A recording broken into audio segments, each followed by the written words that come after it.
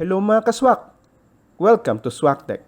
Dito sa channel na to, nagsishare kami ng mga tutorials and reviews ng mga gadgets at electronic devices na swak sa specs at swak sa budget.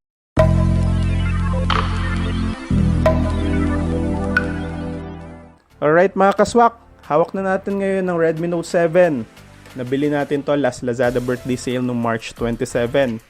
As you can see, global version na to since na-release na to officially dito sa Pilipinas. Ito yung kanyang primary specs. Yung hype na 48 megapixels na main camera plus yung 5 megapixel secondary camera, 6.3 Full HD full screen display, Snapdragon 660 at yung 4000 mAh na battery. Neptune Blue itong nakuha natin. 3 gigs RAM and 32 gigs of storage. Tara, buksan na natin.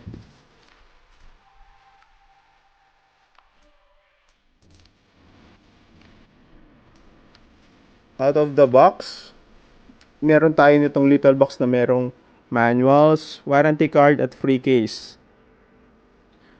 Buti at clear yung case na nakuha natin. Sa loob ng mini box, andun din yung SIM ejector pin. Now, let's check the unit. So, ang nakuha natin ay Neptune Blue na color. Ang ganda ng kulay mga kaswak. Okay na okay. We also have this power brick. Bali 2A lang or 2 ampere lang yung output niya. So sadly, hindi siya quick charging. Although supported naman ng quick charge 4.0 itong Redmi Note 7. So if you use a charger like Pocophone, magpa-fast charge siya.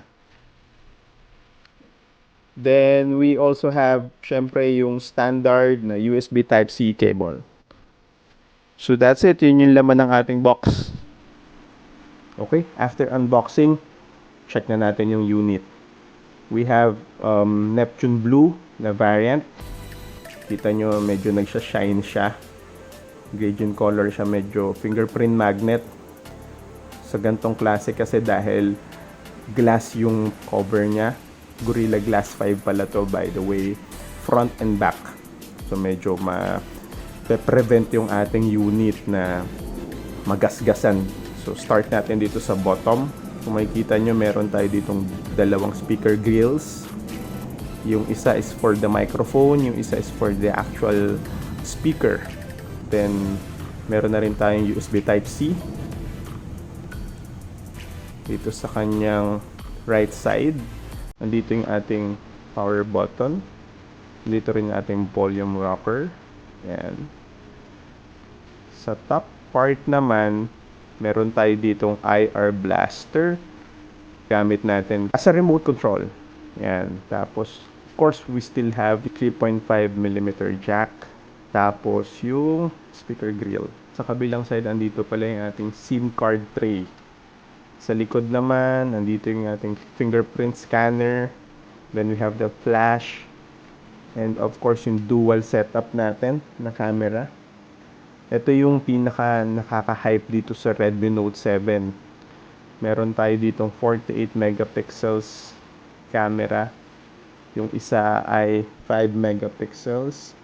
Mainly used siya usually sa bokeh effect. Ita-test natin to further sa mga susunod natin na videos. Ngayon magko-quick check lang tayo natin yun. So, out of the box yung unit, very handy siya. Manipis. 8.1mm yung kanyang nipis. If you try na ilagay itong free na jelly case, sobrang nipis, sobrang ganda, sobrang dali, sobrang sarap sa kamay. That's all I can say. Sana natin, tingnan natin.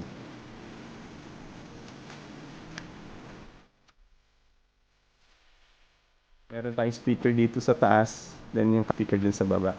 Dual speaker setup to, para siyang yung setup ng Pocophone. And we have yung camera dito and the teardrop notch. Then out of the box, MIUI 10.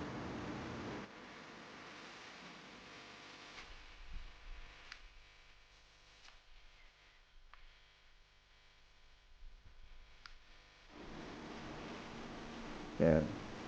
So as you can see, hybrid siya. So hindi ka pwede maglagay ng dalawang SIM card at memory card ng sabay.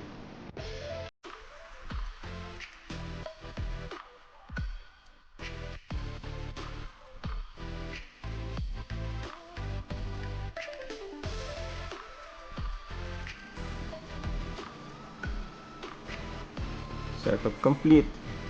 Ayos. Ayan, we're loading. Let's wait habang naglo-load. Itong display natin or display ng ating Redmi Note 7 ay 6.3 inches, 409 ppi or pixels per inch, then 1080 by 2340 or 2340 pixels. Then aspect ratio of 19.5 by 9, 81.21% screen to body ratio. Then again, as I said earlier, Gorilla Glass 5 na siya. So front and back. Pero I still recommend na maglagay pa rin ng tempered glass in case na accidentally bumagsak siya. At least may protection. All I can say right now is wow. I can really appreciate yung teardrop notch. Para talagang you're looking at a full screen display. So you can see bezel yan. Yan mga nasa gilid na yan. So may black border pa rin siya.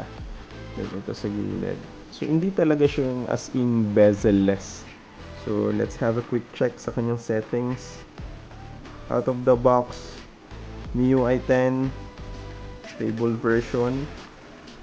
Of course, out of the box, Android Pie na siya. This is 3GB RAM, 32GB of storage.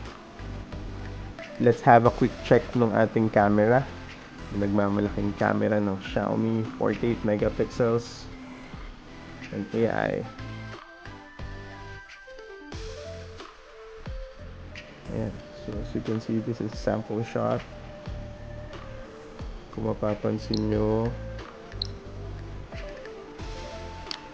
medyo may kaunting delay sa pag-shoot. Pero focus, okay naman. Let's try this AI. Yun, parang medyo may split second siya na kaunting delay. Pag sinunod-sunod mo siya, parang medyo hindi niya masyadong mahabol. Pero it can capture pa rin naman din yung quality ng photo. So bali, tetest pa ulit natin yung camera. Magkakaroon tayo ng full camera review ito sa Redmi Note 7.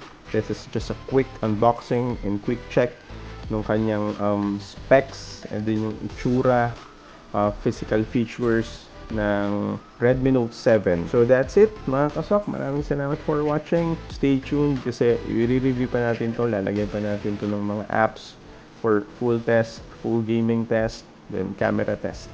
Okay? Salamat. See you next time. Bye.